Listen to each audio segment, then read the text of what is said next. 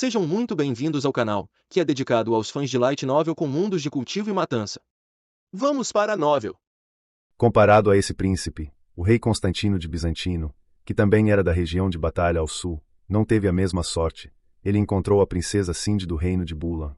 Embora tenha recebido de Feio o punho dos 7 ferimentos e o novo pergaminho de treinamento de energia guerreira elemental de madeira, ele ainda não era páreo para a princesa Cindy. Após receber 3 golpes dela, Constantino foi nocauteado para fora do palco. Felizmente, a princesa Cindy era gentil e raramente machucava pessoas. Constantino terminou sua jornada aqui em boas condições. O mestre guerreiro por quem as pessoas sentiam mais empatia era Robin.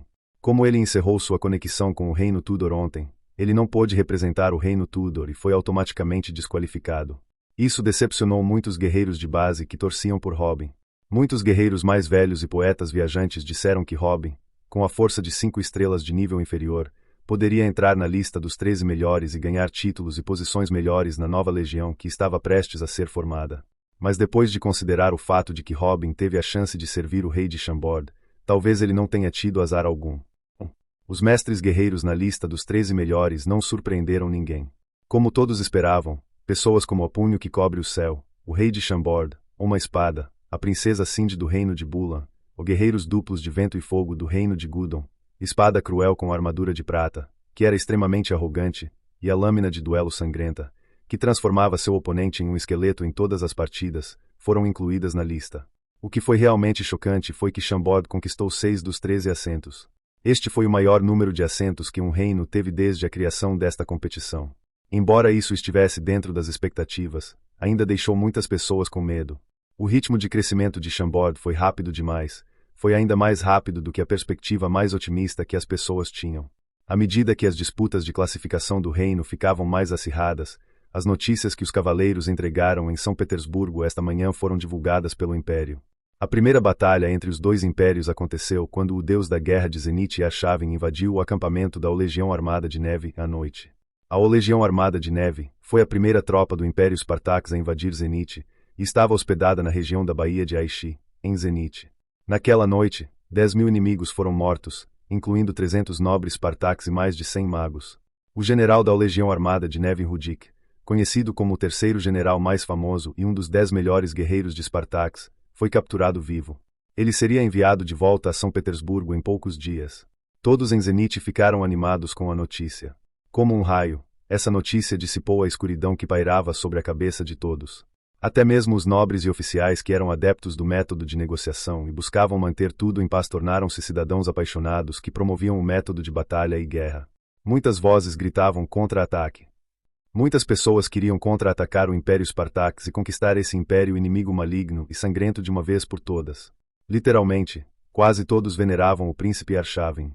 Os mais jovens, independentemente de serem de origem pobre ou nobre, promoviam e elogiavam Arshavin. Em comparação, o segundo príncipe Domingues parecia cada vez mais insignificante. Todos em São Petersburgo estavam clamando pela contra-invasão do Império Espartaco. Antes do pôr do sol, uma notícia mais chocante saiu da capital. O Império estava prestes a recrutar soldados para uma contra-invasão. O imperador Yassin, doente até os ossos, ordenou pessoalmente o recrutamento. O conteúdo dessa ordem deixou muita gente animada. Desta vez, o imperador Yassin iria recrutar 100.000 jovens para formar 5 novas legiões e travar uma guerra mortal contra o Império Espartaco. Recrutamento de 100.000 pessoas. Esse número chocou muitas pessoas. Este foi o maior recrutamento da história do Zenith. Até a pessoa mais insensível podia sentir a profunda intenção assassina nesta ordem. Isso praticamente representou a prequela da guerra que só terminaria com o fim de um império. Todos conversavam entre si. Havia todo tipo de boato, mas o que muitos achavam mais provável era que o imperador Yassin queria destruir o Império Spartax, inimigo mortal de Zenith, antes de morrer. Todos sabiam que o imperador Yassin era uma figura heroica. A coisa mais orgulhosa que ele havia feito em sua vida foi destruir o antigo Império Spartax de nível 3 usando sua força e estabelecer o Império Zenith de nível 1. Seu sonho de vida também era destruir o novo Império Spartax, formado pelos nobres e membros da realeza Spartax sobreviventes. Pena que o imperador Yassin ainda não tenha realizado esse sonho. Heróis também envelheceriam. Mesmo talentoso e heróico, o imperador Yassin estava ficando mais fraco a cada dia.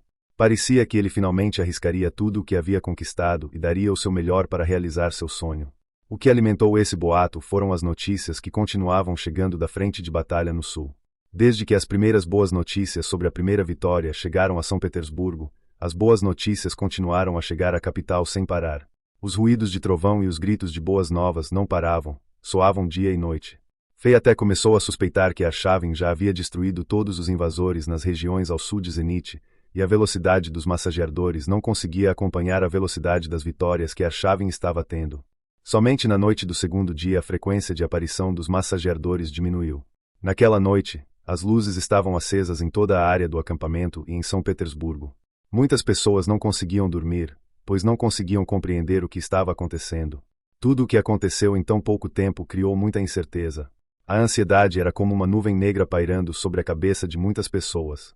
As boas notícias vindas da frente de batalha animaram muitos cidadãos. O terceiro dia de disputas de classificação do reino atraiu mais de 100.000 espectadores. Quando o sol da manhã brilhou sobre as montanhas Moro, o portão sul de São Petersburgo se abriu.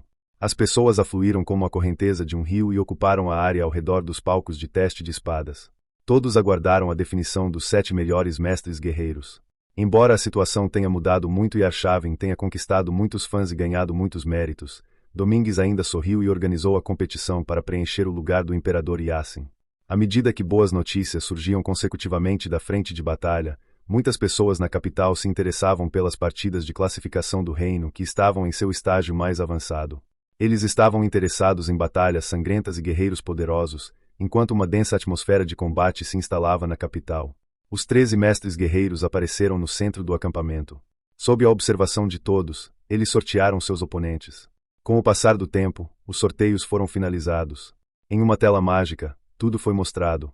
Os resultados do sorteio foram muito interessantes aos olhos do público. Chambord vai ter uma batalha interna. A princesa mágica Cindy vai encontrar aquele homem doente. Ela está em perigo. O filho do vento está enfrentando aquele homem. Parece que a sorte de Chambord não está boa hoje. Tão dramático. As partidas seriam divertidas.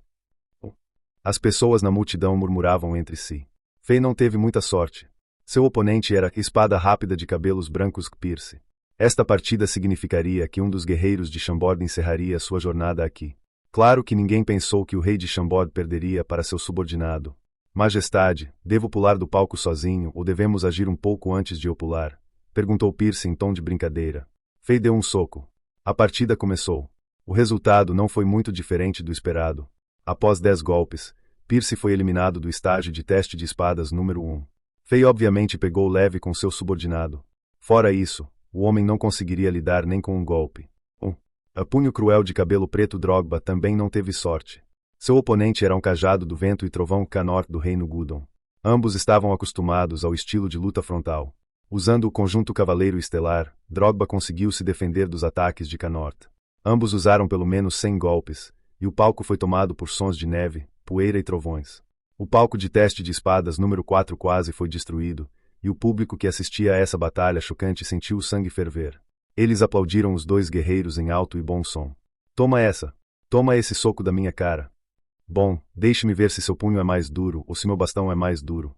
Esta foi uma batalha entre dois homens de verdade. Não havia nenhuma técnica sofisticada. Havia apenas colisões diretas de força. Perto do fim da batalha, mais de 10.000 pessoas no público prenderam a respiração e pararam de piscar enquanto esperavam pelo confronto final. A batalha terminou com altos ruídos de colisão. Drogba estava um pouco mais fraco e não conseguiu se defender da técnica suprema de Canort, um golpe do vento e trovão.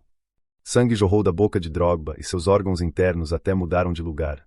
Ele desmaiou no palco. Mesmo derrotado, Drogba demonstrou sua força de vontade. Apesar de desmaiar, seu corpo relutou em cair. Essa cena heroica e trágica comoveu muita plateia. Seu oponente acajado do vento e trovão Canort também não teve uma luta fácil. Marcas de punhos estavam por todo o seu corpo.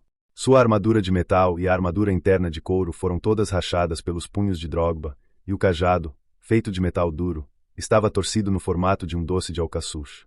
Ele cambaleava no palco enquanto o sangue escorria do nariz, da boca e das orelhas. Canort era mais poderoso que Drogba, mas decidiu usar esse estilo de luta frontal para respeitar Drogba e se feriu gravemente. Ambos eram verdadeiros guerreiros.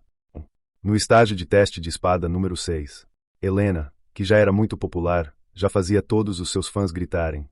Seu oponente era o outro um guerreiro duplo de fogo e vento, um cajado de fogo ardente Guerk.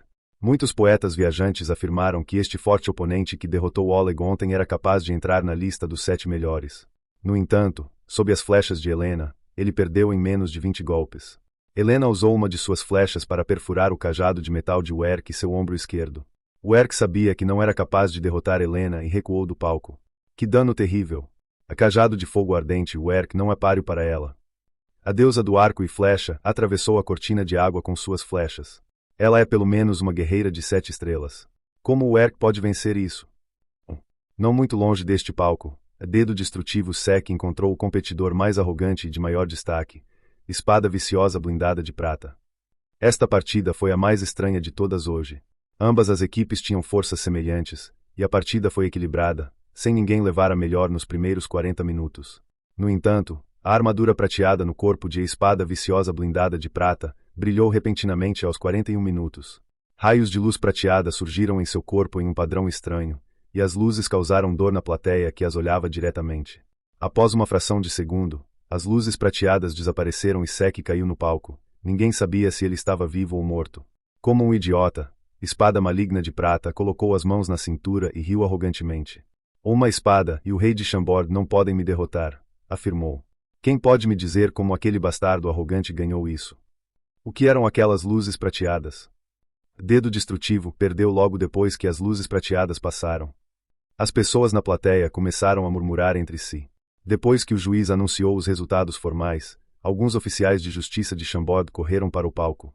Eles encararam a espada cruel com armadura de prata, que ainda ria como um idiota, raivosamente, enquanto carregavam Sek de volta ao acampamento de Chambord. No palco de testes de espada número 10. Era uma batalha em que todos sabiam quem seria o vencedor. No entanto, muitas pessoas ainda estavam preocupadas. A filho do vento Fernando Torres, que tinha muitas fãs mulheres, estava enfrentando o oponente mais poderoso até então, uma espada. A batalha não foi muito diferente das especulações das pessoas. Torres não tinha chance de vencer enquanto enfrentava uma espada, conhecido por usar apenas um golpe. Uma rajada de energia de espada irrompeu da espada enferrujada de uma espada. Transformou mais de uma dúzia de flechas voadoras em partículas de pó de ferro, e também reduziu o item mágico, arco de águia, na mão de Torres ao meio. Se o jovem loiro não estivesse usando o conjunto do Cavaleiro Estelar, seu corpo também seria cortado ao meio. Seu nome era uma espada, portanto, ele não atacará novamente. Foi por causa dessa estranha regra que uma espada manteve que Torres sobreviveu. Caso contrário, Torres, que já estava gravemente ferido, seria facilmente morto se uma espada atacasse novamente. No entanto, o que aconteceu foi um pouco diferente do que todos imaginavam. Uma espada estava um pouco diferente do habitual. Ele tinha uma forte intenção assassina quando atacou pela primeira vez, e era muito diferente do temperamento frio que ele tinha em lutas anteriores. Era óbvio que ele tentou matar Torres, e ele não esperava que Torres tivesse uma armadura tão mágica que fosse capaz de anular a energia incomparável de sua espada. Depois de desferir o primeiro golpe, ele até hesitou um pouco, pois queria muito atacar novamente. No final, ele se conteve e permitiu que a filho do vento Torres vivesse. Parece que uma espada está se tornando hostil conosco, Chambord. Oleg, que se recuperou dos ferimentos, viu tudo o que acontecia no palco.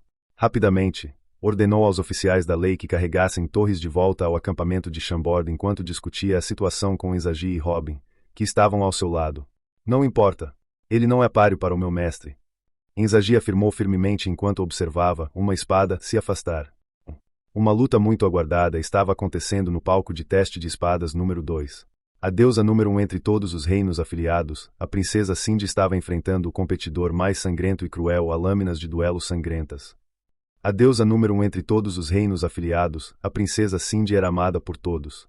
Ela era conhecida como a princesa mágica, bela e valente. Por outro lado, a lâminas de duelo sangrentas, e era um guerreiro misterioso que adorava transformar seus oponentes em esqueletos. Ninguém jamais sobrevivia sob suas lâminas. Todos queriam saber se o guerreiro cruel e maligno receberia sua punição, ou se a bela princesa mágica seria transformada em um esqueleto ao final da partida. Essa luta era a mais esperada, já que ninguém sabia exatamente o quão poderosos eles eram.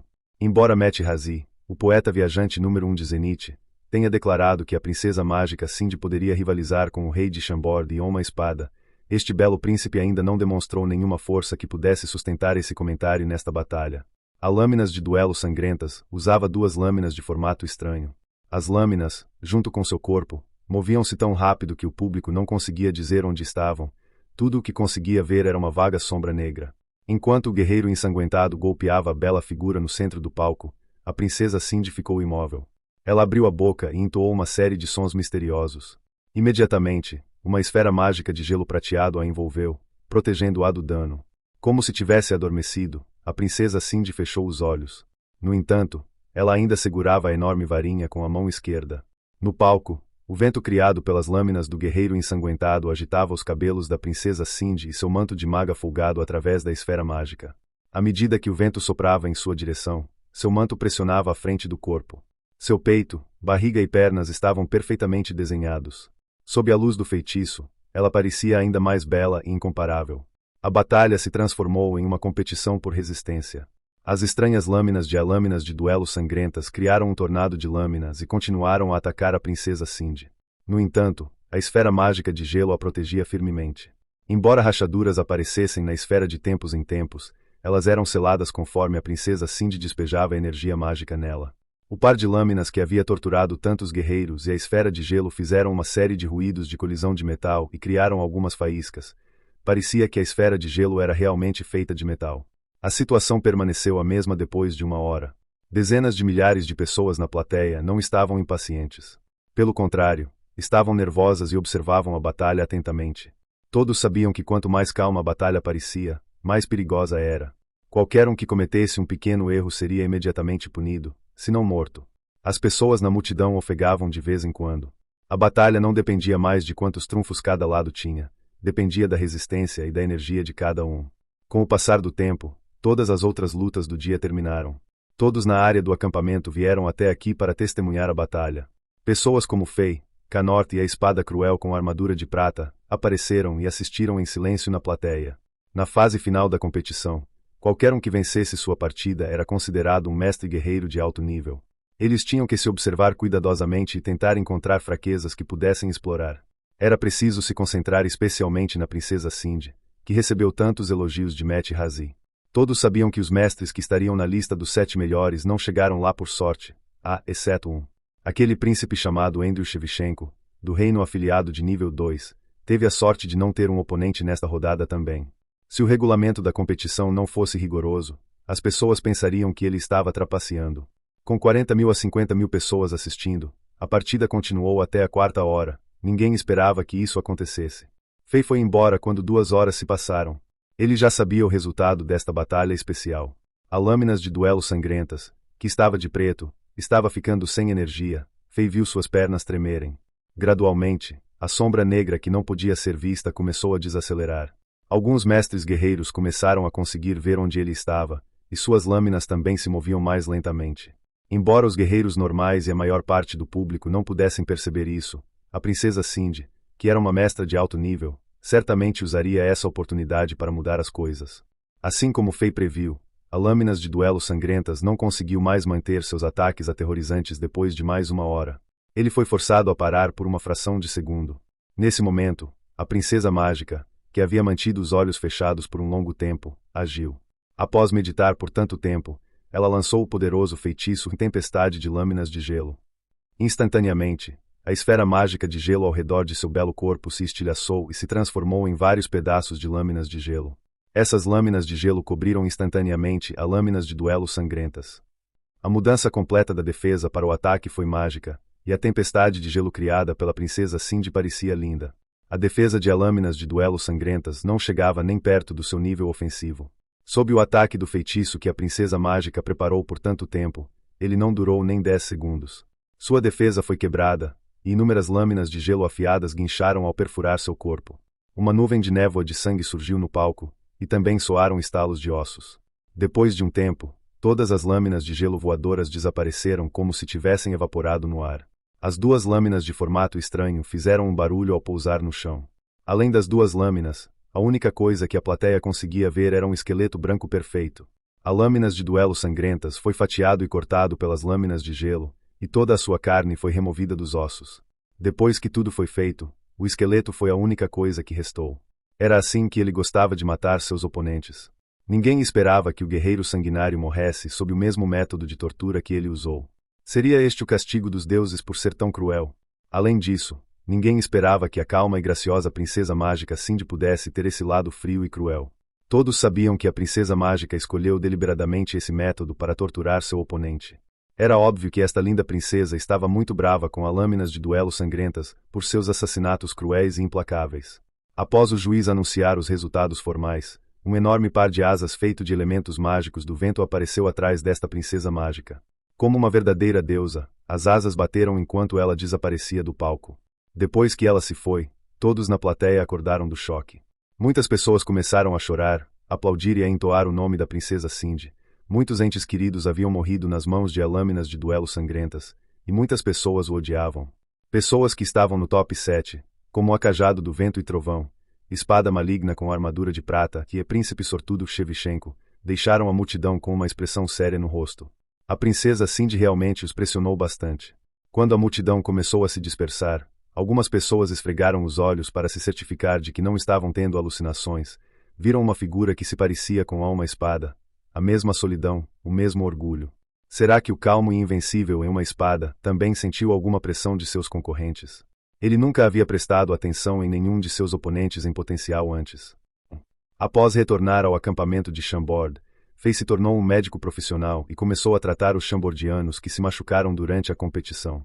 Drogba foi completamente nocauteado pelo Ancajado do Vento e Trovão Indicanort. Embora tivesse a proteção de seu conjunto de Cavaleiro Estelar, ele não era poderoso o suficiente para utilizar todas as suas funcionalidades. Seus órgãos internos se deslocaram devido à enorme força do impacto, e seus ossos e músculos estavam sendo danificados pela energia do vento e do trovão de Canort contida no golpe do vento e trovão. Fei usou a poção de saúde para curar os ferimentos corporais e a aura de seu paladino para se livrar da energia do vento e do trovão. Quanto ao deslocamento dos órgãos internos de Drogba, ele precisou de um tempo para que seu corpo se recuperasse lentamente por conta própria. O ferimento de Sek era muito especial. Não havia ferimentos evidentes em seu corpo. Parecia que ele estava envenenado ou em sono profundo. Ele estava em um nível tão profundo de inconsciência que ninguém conseguia acordá-lo. Depois de várias verificações, Fei não conseguiu fazer nenhuma descoberta nova. Por sorte, todos os órgãos do corpo de Sek estavam funcionando corretamente e não havia perigos imediatos. Fei precisava ir com calma. Fernando Torres foi quem mais se lesionou. O golpe de uma espada cortou facilmente sua arma ao meio. Se não fosse pelo conjunto de Cavaleiro Estelar, ele teria morrido no palco. No entanto, os ferimentos causados pela energia da espada poderiam ser facilmente curados pela aura do paladino de Fei. Depois que Fei se livrou da energia da espada do corpo de Torres e lhe deu uma garrafa de a poção de saúde, para beber, o jovem guarda de Fei conseguiu andar. Torres poderia se recuperar completamente com um descanso leve. Depois que ele terminou de tratar Torres, a expressão de Fei ficou muito sombria. Ele percebeu que uma espada queria matar Torres ali mesmo, só de examinar os ferimentos dele.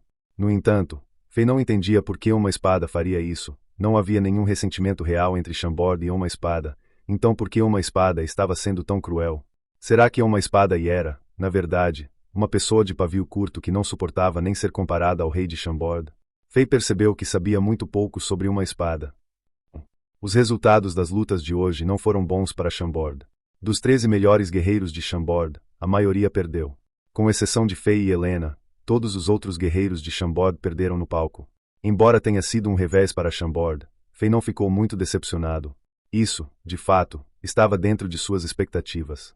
Com exceção de Helena, que continuou a subir de nível e a cultivar com a mesma velocidade que ele, os outros mestres guerreiros de Chambord foram todos fortalecidos pela poção Hulk.